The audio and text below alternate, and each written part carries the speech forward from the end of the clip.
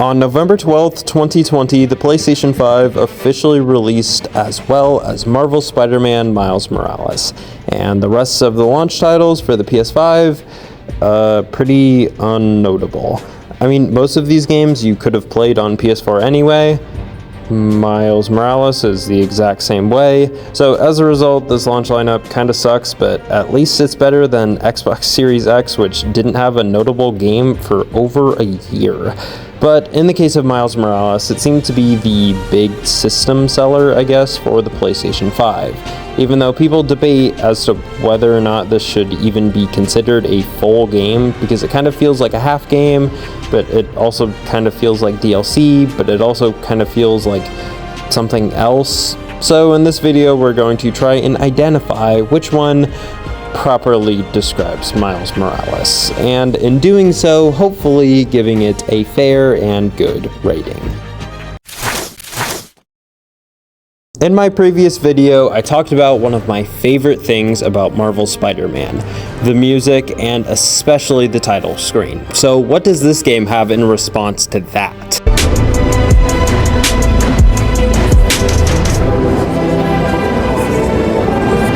Holy shit, this title screen is amazing. And the soundtrack in general is even better than the first game, which surprised the heck out of me when I first played this game back when it released.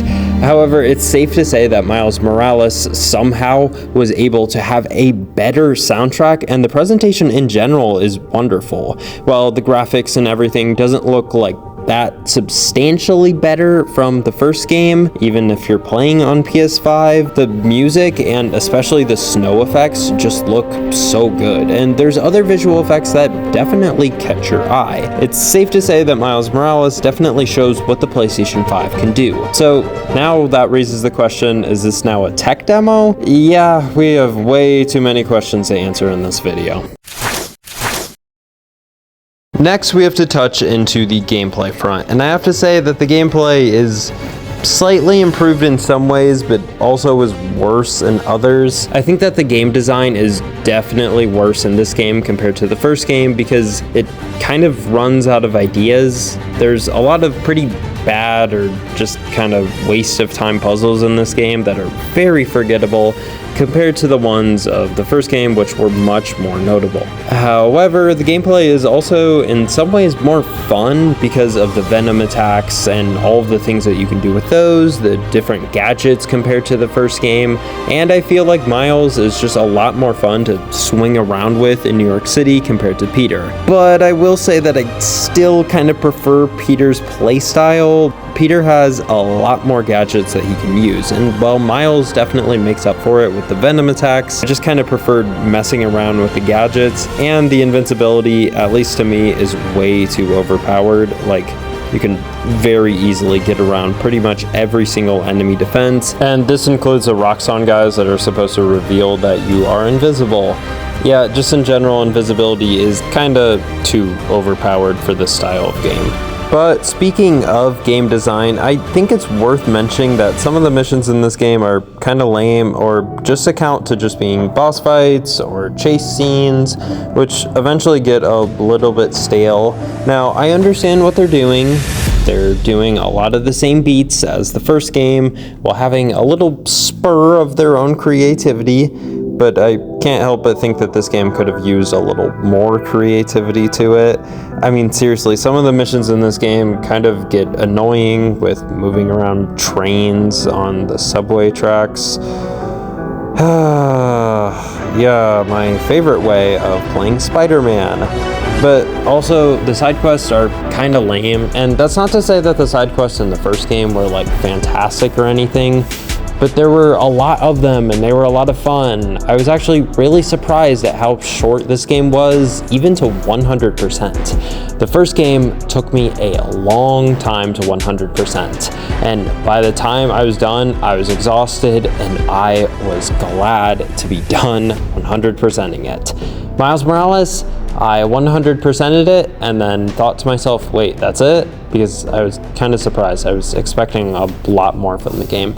Yeah, side note, this game took me less than 20 hours to 100%, which is less than half of the time it took me for the first game. Yeah, that's really low and really surprising, to be honest. However, I think part of the reason why this is frustrating to me is that this game kind of artificially makes it seem like there's more content by making you do a new game plus just to unlock other abilities, which I'm just gonna say it is pretty lame and pretty stupid. But yeah, I think that that's all that I have to say about the gameplay and game design before getting into the story. So yeah, let's just hop into the story, which honestly is the most controversial aspect about this game. And I've seen plenty of video essays blaming one essential character, but let's start from the beginning. This game follows the story of Miles Morales. No shit. Now, to start off this game, we have a chase scene with Rhino that destroys everything, and then followed by a boss fight with Rhino, as well as some sort of demo action pieces, kind of similar to the intro to the first game. And I have to say that I find it hilarious that this game tries to bait kill Spider-Man in this opening scene, just because they knew that they would piss off at least one person by trying to do this. That person wasn't me, but I did find it funny. And then we move into the actual plot of the story. Spider-Man is going on vacation with his girlfriend, and Miles gets to be the only Spider-Man in New York City, even though he's still very young and not exactly prepared for this job. Yep, pretty basic setup to a plot, but things start to get more interesting later in the first act, as we start to be introduced to more characters within this story. Now, the first new character that we are introduced to is Genki, and honestly, I love the interactions between Miles and Genki. It's really fun seeing just two teenagers trying to work together through this crazy world between being Spider-Man, but also being 17 years old. It's really cool and kind of a unique idea, at least compared to the first game. And because of that, you get a lot of fun interactions, as well as showing that these two are crazy tech geniuses, which leads to some nerd talk, but also leads to some fun moments and also makes sense in how Miles is able to do such things as creating his own gadgets, harness different abilities with his Venom powers, and of course, make his own suit. The next new character that we are introduced to is Finn, who the rest of the plot is kind of connected around, as well as Roxxon Plaza, which has just opened their newest addition into Harlem and trying to have the brand new iteration of unlimited energy, which Finn is against because her brother used to work with Roxxon and was seemingly killed after figuring out that the Roxxon energy was very hazardous to communities. Honestly, a very good story to tell, especially in 2020 with the Black Lives Matter movement, and especially considering that big companies like this very much so like to put their hazardous plants that are supposed to give us the illusion of an unlimited amount of energy in minority neighborhoods. So honestly, I like this story premise. However, it does kind of fall short in some instances, but we'll get to those just a bit later. As the story progresses, we are introduced to quite a few new characters, including people around where Miles lives within Harlem, as well as Aaron Davis, who is eventually revealed to be Prowler, although I'm pretty sure most people knew that before even turning this game on, as well as the Underground, who are pretty much the neighborhood gang, sort of, who took over for Wilson Fisk and is now present all across Manhattan.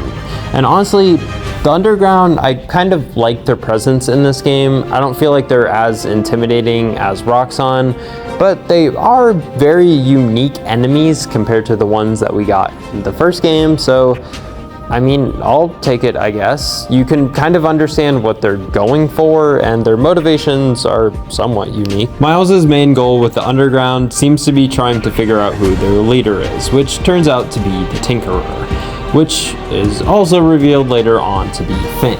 And yeah, I have negated it for long enough. I guess I'll talk about the Finn situation. Now, a lot of people feel like Finn as a character doesn't make any sense. She goes back and forth between maybe being a good guy to just being a plain out bad guy so often that it just doesn't make any sense and no one would ever do it.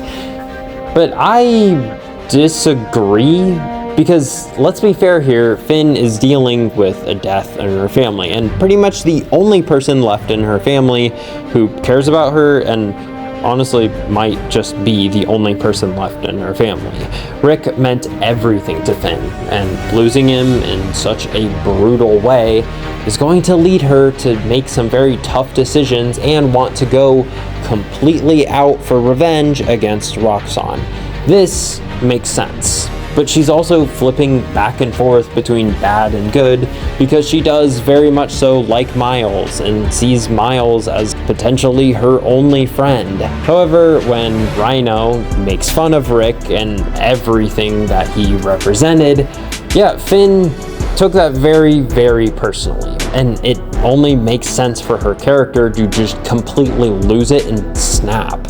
But upon seeing that the damage caused by the reactor in the final act of the game is so dangerous, yeah, she's going to change her mind. I don't think that this is inconsistent character writing. I just think it makes sense, because death makes people do things in irrational ways. And Finn, sure, is acting very irrationally, but it makes sense. And honestly, it feels very coherent to me.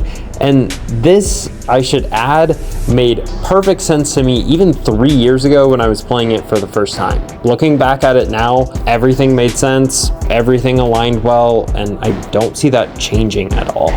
So for people saying that Finn is incoherent and inconsistent, well, yeah, obviously, that's what happens when death hits someone so heavily like that. So honestly, this makes sense. But there's other parts of the story that I should probably point out other than just Finn. Someone that honestly I feel like doesn't get enough shit in this game is Uncle Aaron, because I feel like they kind of fumbled the Prowler plot, and that's because this game's story isn't very long. It's under 8 hours, and because of that, they can't really give enough time for each villain.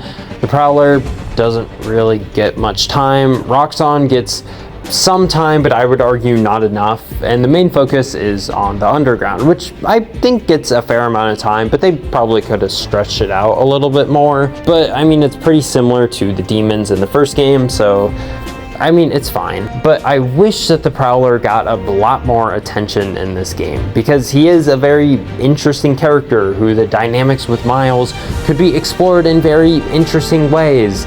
But instead, the Prowler and Uncle Aaron just doesn't really act rationally, and it's not like he's dealing with a death or anything. He's just kind of trying to protect Miles in any way possible, because keep in mind, well, Miles's dad did die in the previous game. That happened over a year ago by this plot metric. So as a result, I don't really think it's fair to say that Aaron Davis is so heavily affected by this that he is going to go as far to kidnap his nephew just to prevent him from saving all of Harlem. I don't really get it. And I feel like his character writing is also sort of inconsistent, especially as he decides to help everyone at the end. There is a sense of realization, but I feel like they could have done a lot more with the character, and this section of the game definitely would have been explored more had they taken more time into it. But I will say, I love the character writing for Miles in this game. He is the perfect character for the story, and the voice acting is amazing. Some characters aren't really the best in terms of voice acting, but the voice actor for Miles does a very, very good job. And the ending to this story... I can't. It's okay. I can't. Just let go. Let go.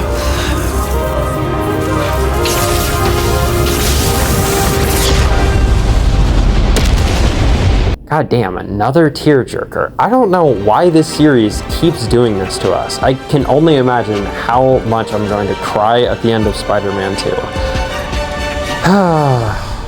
Yeah. This game was a lot of fun for me, and when I first went through it, I thought that it was amazing. But upon playing it again, and honestly playing it a few more times, I can definitely see its flaws, and man, I wish that it was longer.